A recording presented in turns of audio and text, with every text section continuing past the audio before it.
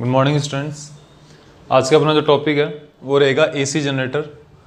Last lecture में हमने mutual inductance and self inductance कर लिया था, उसके पहले अभी हमारा एसी जनरेटर करने वाले हैं आज। ठीक है, तो सबसे पहले आपको ये पता होना चाहिए कि एसी जनरेटर एक्चुअल में होता क्या है। ठीक है, एसी जनरेटर एक डिवाइस है। It is a device which is used to produce alternating voltage. Okay, alternating voltage ये प्रोड्यूस करता है। अब अल्टरनेटिंग वोल्टेज क्या होता है, जैसे आपने यहाँ पर जो थर्ड चैप्टर में जो करंट की डायरेक्शन करंट पड़ी थी, वहाँ पर आप इस तरीके की बैटरी लगाते हो रेसिस्टेंस के अक्रॉस। ठीक है, और यहाँ पर एक पर्टिकुलर डायरेक्शन ऑफ करंट होती है। ठीक है, ये पॉजिटिव एंड होता है बैटरी का, ये नेगेटिव एंड होता है। ठीक है, तो यहाँ पर क्या है, ये पॉजिटिव एंड इसके ऊपर आएगा, पॉजिटिव टर्मिनल इसके कनेक्टेड है, नेगेटिव टर्मिनल इसके कनेक्टेड है। ठीक है, तो ये क्या हो गया, ये वोल्टेज हो गया। वोल्टेज भी क्या है, एक साइड प्लस में है, दूसरी साइड नेगेटिव में। ठीक है ना, तो आप यहां पर ये कह सकते हो this side is at a higher potential than this one. Okay, and this is the direction of current from positive terminal to negative terminal. यहां पर एक पर्टिकुलर डायरेक्शन ऑफ करंट है, इसको आप कहते हो डीसी करंट। ओके, ये होती है डीसी करंट, और इसके अक्रॉस जो वोल्टेज होगा रेसिस्टेंस का वो होगा डीसी वोल्टेज। ठीक है, तो ये आपका डीसी का कॉन्सेप्ट हो गया। यहां पर कौन है, अल्टरनेटिंग वोल्टेज है। तो अल्टरनेटिंग वोल्टेज में क्या होगा, जो सोर्स होगा, जैसे यहां पर सोर्स कौन है, बैटरी है। जो भी सोर्स है उसका कोई एक टर्मिनल पॉजिटिव नहीं होगा, दूसरा टर्मिनल नेगेटिव नहीं होगा। वहां पर उनकी पॉजिटिव और नेगेटिव पोलरिटी अल्टरनेटिवली चेंज होती जाएगी। ठीक है, चेंज कैसे, जैसे मान लो यहां पर आपने कोई एक सोर्स लगा दिया, इस सोर्स को इस तरीके से तो डिनोट किया जाता है। ठीक है, अब एक टाइम तो ऐसा होगा जब ये पॉजिटिव होगा और ये नेगेटिव होगा। ठीक है, और दूसरा इंस्टेंट होगा जस्ट नेक्स्ट हाफ साइकिल जब आएगा, तब ये तो नेगेटिव की तरह बिहेव करेगा और ये पॉजिटिव की तरह बिहेव करेगा। इसका सीधा सा एग्जांपल अपने को मिलेगा, जो हमारे सॉकेट्स होते हैं वहां पर हम प्लग इंसर्ट करते हैं। ठीक है, तो हम जो प्लग होता है हमारा, प्लग की जो ये दोनों पिंस है, हम इसको इस तरीके से भी इंसर्ट कर सकते हैं और हम इसको चेंज करके इस तरीके से रोटेट करके भी इंसर्ट कर सकते हैं, क्योंकि वहां पर दोनों ही टर्मिनल पॉजिटिव की तरह बिहेव करते हैं कई। ठीक है, और दोनों ही टर्मिनल नेगेटिव की तरह बिहेव करेंगे। एक बार ये टर्मिनल पॉजिटिव की तरह बिहेव करेगा, दूसरा वाला नेगेटिव की तरह।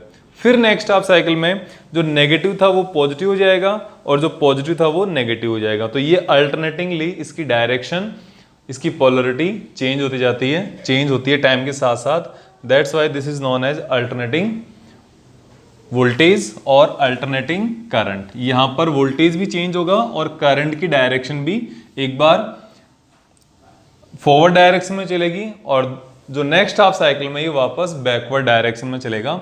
इसलिए इसको हम अल्टरनेटिंग वोल्टेज बोलते हैं। ठीक है, इस अल्टरनेटिंग वोल्टेज को प्रोड्यूस करने वाले डिवाइस को अल्टरनेटिंग करंट जनरेटर बोल सकते हो आप इसको, या एसी जनरेटर भी बोल सकते हो। यहाँ पर आप एसी करंट भी प्रोड्यूस कर पाते हो और एसी वोल्टेज भी प्रोड्यूस कर पाते हैं। पोटेंशियल डिफरेंस प्रोड्यूस करते हैं, तो पोटेंशियल डिफरेंस अगर किसी रेसिस्टेंस के अक्रॉस या किसी, आप ये कह सकते हो लोड के अक्रॉस हम अगर अप्लाई करते हैं, तो लोड के अक्रॉस अप्लाई करते ही यहाँ पर हमें क्या मिलने लग जाएगा, करंट मिलने लग जाएगी। ठीक है, ये कैसे होता है इसका हम एक बार ब्रीफ देख लेते हैं। देखो, ये एक आपके पास नॉर्थ पोल है, यहां पर एक आपके पास साउथ पोल है। ठीक है, ये नॉर्थ पोल हो गया, ये साउथ पोल हो गया। इसके बीच में यहां पर एक रेक्टेंगुलर लूप रखा होता है, ये रेक्टेंगुलर लूप है। ठीक है, ये किसी ना किसी एंगल पर है यहां पर, जैसे मान लो ये क्या है, इसकी एक्सिस है।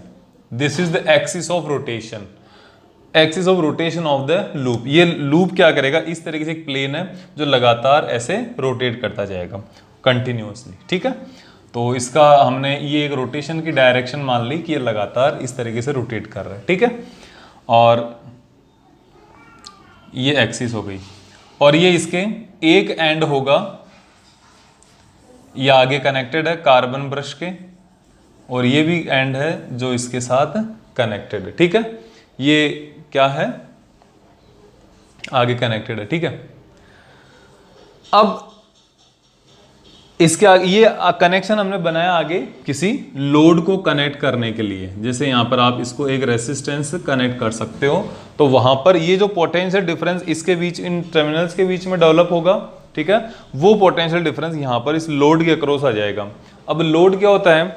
लोड वही होता है जैसे हम ये मानते हैं कि हम घरों में अलग अलग हमारे अपरेटस होते हैं, वो हम ऑन करते हैं, ठीक है, जैसे लाइट हो गया, फैन हो गया, फ्रिज, रेफ्रिजरेटर हो गया, तो ये सब हमारे पास क्या लोड रेसिस्टेंस हो गई, क्योंकि सप्लाई आ रही है, ठीक है, कनेक्शन के साथ, और हम इसको लोड यूज करें, लोड पर यूज करें। कई बार बोलते हैं ना लोड ज्यादा हो गया, तो लोड ज्यादा हो जाने का मीनिंग ये होता है कि वहां पर जितनी हमारे पास सप्लाई आ रही है उससे ज्यादा के हमने डिवाइसेस कनेक्ट कर दिए, तो वहां पर क्या है, वो कंज्यूम ज्यादा कर सकते हैं पावर, लेकिन आने वाली पावर क्या है, कम है, इसलिए उसको लोडिंग बोल देते हैं या फिर लोड ज्यादा होना बोल देते हैं, ठीक है ना। तो ये आपके पास क्या है, अल्टरनेटिंग जनरेटर है। अब इस अल्टरनेटिंग जनरेटर में क्या होगा, ये आपका एक रेक्टेंगुलर लूप है। This is till now this is not current carrying loop, okay, वो दूसरा था, वो मोटर में होता है, ये एसी जनरेटर है। तो यहां पर तो जनरेट होगा पोटेंशियल, उसके बाद करंट फ्लो होना स्टार्ट होगी, ठीक है। तो ये लूप है, लगातार ये क्या करेगा, रोटेट करेगा। अब सपोज किसी एक जो रोटेट करेगा ये, तो ये ओमेगा एंगुलर फ्रीक्वेंसी के साथ रोटेट करेगा, ठीक है। अब आप ये मान के चलो, सपोज किसी भी एक पोजीशन पर ये अपनी मैग्नेटिक फील्ड के साथ जो एंगल बना रहा है वो एंगल कितना है, थीटा। तो इस लूप के अक्रॉस पास होने वाला नेट मैग्नेटिक फील्ड क्या होगा, मैग्नेटिक फ्लक्स क्या होगा, तो वो मैग्नेटिक फ्लक्स होगा phi is equals to B A cos theta. क्या होगा, phi is equals to B A cos theta होगा। ये तो पता है आपको, बी इज है मैग्नेटिक फील्ड। मैग्नेटिक फील्ड किसका, ये देखो नॉर्थ पोल से साउथ पोल की तरफ यहां पर कौन होगा, ये मैग्नेटिक फील्ड होगा, नॉर्थ से साउथ की तरफ, ठीक है। ए इस लूप का एरिया वेक्टर होगा। जब ये एरिया वेक्टर इस तरीके से होगा तो एरिया वेक्टर इधर है और मैग्नेटिक फील्ड भी इधर है, तो दोनों के बीच में एंगल 0। ये रोटेट हो गया, इस तरीके से आ गया, तो एरिया वेक्टर तो इधर हो गया और ये मैग्नेटिक फील्ड हो गया, तो दोनों के बीच में एंगल कितना, 90 डिग्री। अगर मान लो ये कोई बीच में कोई डायरेक्शन में है और ये आपके पास मैग्नेटिक फील्ड, तो यहां पर कोई ना कोई एंगल थीटा बनेगा, ठीक है। जैसे ये तो आपके पास एरिया वेक्टर हो गया और इधर आपके पास करंट होगी, तो यहां पर एंगल आया कि नहीं आया। तो इस तरीके से सपोज किसी भी एक पोजिशन पर area vector A and magnetic field B के बीच में एंगल कितना है, थीटा है। लूप है तो लार्ज नंबर ऑफ टर्न्स होंगे यहां पे, तो अगर लार्ज नंबर ऑफ टर्न्स होंगे तो हम यहां पर इसको phi is equals to N B A cos theta बोल दिया हमने, ठीक है। आपको पता है ये जो रेक्टेंगुलर लूप है ये लगातार क्या करेगा, रोटेट करेगा। रोटेट तो ये इस तरीके से करेगा, जैसे मान लो अभी इसकी ये है ओरिएंटेशन, तो टाइम के साथ साथ ये लगातार ऐसे रोटेट करता जाएगा।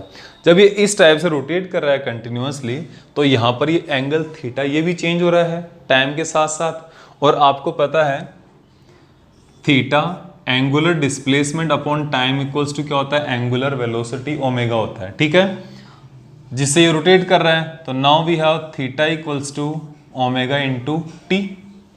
तो ये वैल्यू आप यहाँ पे रख दोगे तो अब आपके पास फ्लक्स की वैल्यू आ जाएगी N B A cos omega T, N B A cos omega T. ये आपके पास इसकी फाई की वैल्यू आ गई। This is now our flux. अब आपको क्या करना होगा, इंड्यूस्ड ईएमएफ कैलकुलेट करना है। क्या करना है, इस करंट के इस दोनों जो एंड्स है इनके अक्रॉस जो इंड्यूस्ड ईएमएफ कितना होगा वो कैलकुलेट करना है। तो now you can write from Faraday's law. Faraday's law क्या होगा, E is equals to minus D phi over D T. E is equals to minus D phi over D T, और यहां पर माइनस ये आ जाएगा D over D T N B A cos omega T. ये आपके पास value आ गई, आपने इसकी फाई की वैल्यू को रख दिया। तो आगे क्या आ जाएगा, minus D over D T, ये तो हट जाएगा, अब इसका डिफ्रेंसिएशन करना अपने को, तो N B A cos theta का कॉस ओमेगा टी का क्या होगा डिफ्रेंसिएशन, कॉस ओमेगा टी का होगा माइनस साइन ओमेगा टी, ये कॉस थीटा का डिफ्रेंसिएशन होता है माइनस साइन थीटा। ओके, तो ओमेगा टी है तो ओमेगा टी आ जाएगा इसके पास। अब है आपके पास क्या ओमेगा, ओमेगा को मल्टीप्लाई कर दो, क्योंकि ओमेगा क्या है यहाँ पर टी के साथ कांस्टेंट है, क्योंकि कांस्टेंट एंगुलर फ्रीक्वेंसी के साथ ये लगातार रोटेट कर रहा है। तो आपके पास ये वैल्यू आ जाएगी, माइनस एंड माइनस ये दोनों मिलकर प्लस हो जाएंगे, N B A omega sine omega T, this is our induced EMF E. हो सकता है आपके पास नोट्स में इसकी वैल्यू कैपिटल ई दी हुई हो सकता है ये स्मॉल दी हुई हो, ये कोई बड़ा मैटर वाली बात नहीं है, ठीक है। इसको मैं कैपिटल कर देता हूं क्योंकि आपके पास नोट्स में शायद कैपिटल ही है ये, ठीक है। ये आपके पास इंड्यूस्ड ईएमएफ आ गया। अब यहां पर देखो ये तो इंड्यूस्ड ईएमएफ आ गया, इसकी वैल्यू को और सिंप्लीफाई करके लिख सकते हैं हम, E is equals to E naught sine omega T. Okay, this is standard form and where you can write E naught is equals to n b a omega। ये maximum E naught is a maximum EMF which is generated, this is magnitude। okay, ये maximum EMF का magnitude है E naught n b a omega, ठीक है। तो ये आपके पास induced EMF की वैल्यू आ गई। अगर आपने यहां पर R रेसिस्टेंस का लोड कनेक्ट कर रखा है, ठीक है, if resistance of load is R, then उसके अंदर करंट कितनी फ्लो होगी, current equals to I upon current I equals to E upon R। तो E की वैल्यू कितनी है, E naught sine omega T upon R, और यहां पर I इज इक्वल्स टू आ जाएगा I not sine omega T. Okay, और यहां पर I की वैल्यू आ जाएगी E नॉट अपॉन आर, ठीक है। तो अगर आपको कैलकुलेट यहीं तक करना है, ये तो मैंने आपको एक्स्ट्रा बता दिया है, ठीक है, कि अगर लोड आपने R कनेक्ट कर दिया तो R लोड कनेक्ट करने से E naught sine omega T upon R, और E naught sine omega T upon R, तो E नॉट अपॉन आर क्या हो जाएगा, I नॉट हो जाएगा यहाँ पे, ठीक है। और ये I नॉट की वैल्यू आपने यहाँ पर सब्स्टिट्यूट कर दी, तो ये आपके सामने AC जनरेटर का कंप्लीट टॉपिक हो गया, ठीक है। AC जनरेटर में ग्राफ भी होता है कि ये कैसे कैसे वेरी करेगा।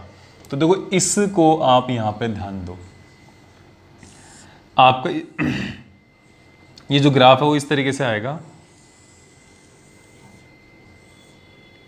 सबसे पहले क्या है, यहां पर इस पॉइंट को देखो, ये टाइम एक्सिस है इस डायरेक्शन में, और यहां पर t इक्वल्स टू कितना है, 0 है इस डायरेक्शन में, और ये है आपके पास वोल्टेज या ईएमएफ एक्सिस आ गई, इस एक्सिस के पास आपके ईएमएफ आ गया, और ये क्या है, मैक्सिमम ईएमएफ E नॉट होगा, और ये क्या है,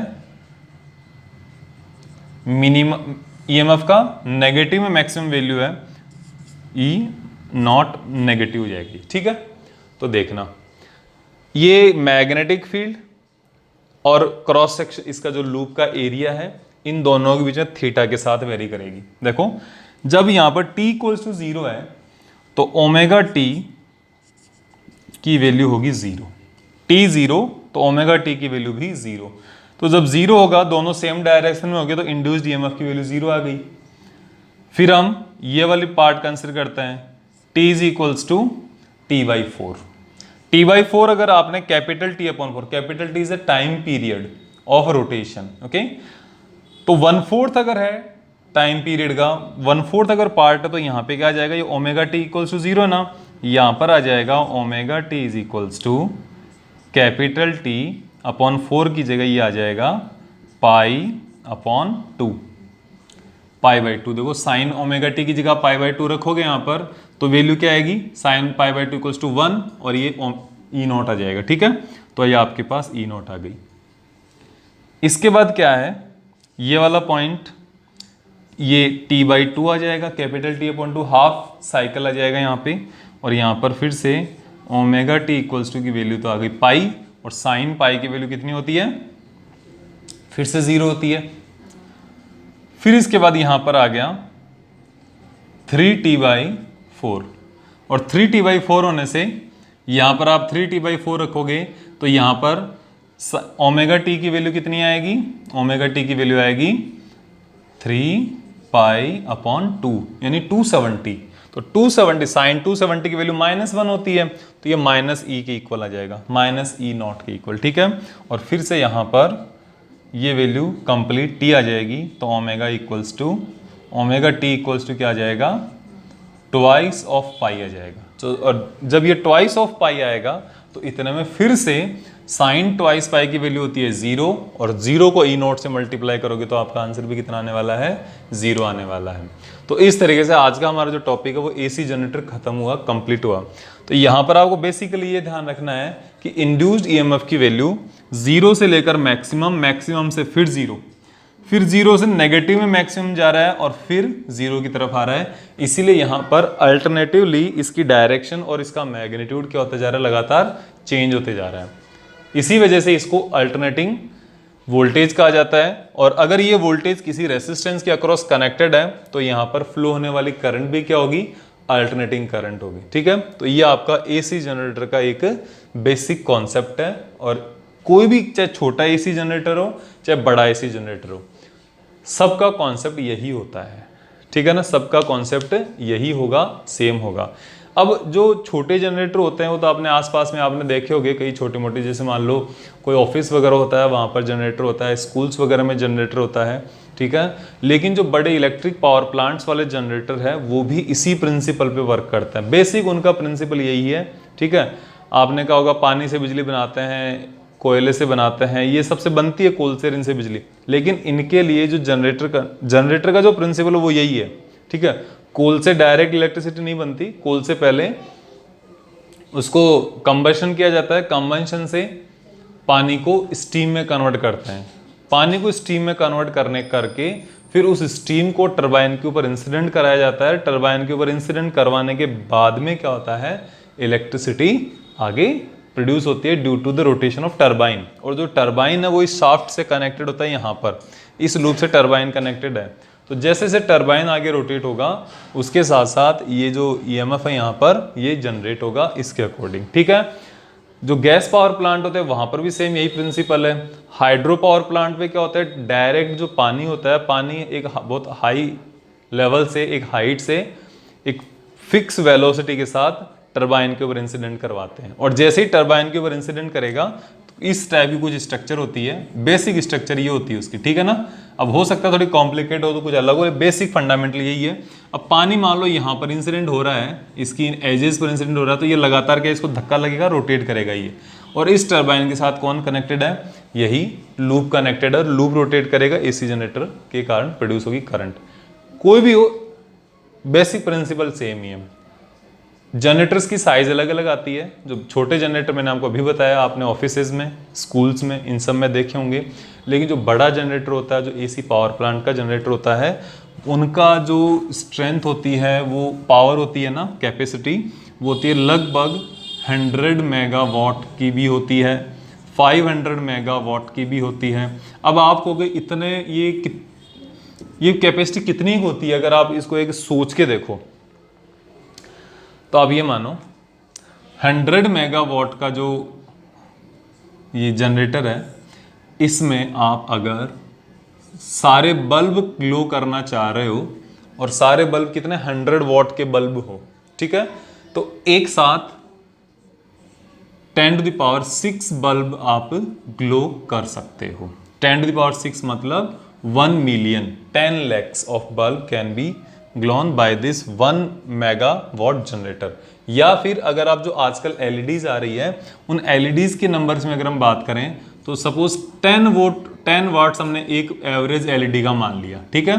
तो 10 वाट की अगर एलईडी होगी तो 1 करोड़ एलईडीज आप एक साथ ग्लो कर सकते हो by using this 1 megawatt generator.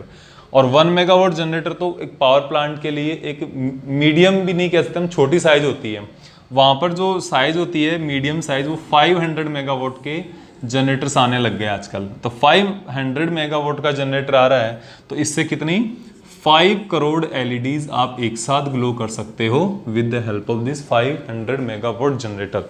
ठीक है, ये बड़े जनरेटर्स के केस में होता है और ये कोई बहुत बड़ा, बहुत ऐसा नहीं कि नामुमकिन है, ये बहुत इजीली अवेलेबल है ये जनरेटर्स, लेकिन बहुत बड़े जो पावर प्लांट्स होते हैं उनमें होता है ये। ठीक है, और ये मैं आपको एक फैक्ट्स के फॉर्म में बता रहा हूँ कि आपको भी थोड़ा इंटरेस्टिंग लगे कि जो हम पढ़ रहे हैं वो कितना एक ज़्यादा यूज़फुल है और कितना ज़्यादा प्रैक्टिकल है। ये जो चीज़ें हैं ये सारी क्या है, एक प्रैक्टिकली हमारी जो डेली लाइफ है उससे जुड़ी हुई है। ठीक है, अब अगर मान लो इतना हैवी जनरेटर अगर नहीं होगा तो एक जो हमारा एक विजन होता है कि हर एक गांव ढाणी शहर में बिजली या लाइट पहुंचाने का, तो वो विजन इन बड़े जनरेटर्स के बिना पॉसिबल नहीं हो पाता है। ठीक है, आजकल अलग अलग इसके और भी रिसोर्सेज आ रहे हैं, जैसे जो रिन्यूएबल एनर्जी रिसोर्सेज है वो सब भी आ रहे हैं, लेकिन फिर भी जो डोमिनेंट अभी भी आज के टाइम पर भी जो डोमिनेंट पावर जनरेशन है वो कन्वेंशनल पावर जनरेशन ही है।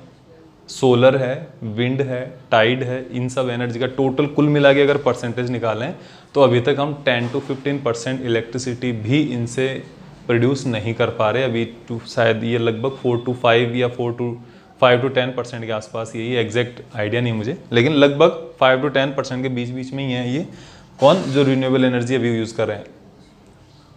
इसमें पॉसिबिलिटी बहुत ज़्यादा है लेकिन अभी तक हम नहीं पहुंच पाए हैं, ये कंडीशन है। ठीक है, तो ये कन्वेंशनल जो है ये जनरेटर वगैरह ये तो बहुत ज़्यादा एक साथ इलेक्ट्रिसिटी पैदा कर सकते हैं। और अब हम नेक्स्ट में कुछ क्वेश्चंस करेंगे। अभी हमारे पास AC जनरेटर, हम इस टॉपिक को इतना ही कवर करते हैं। Thank you.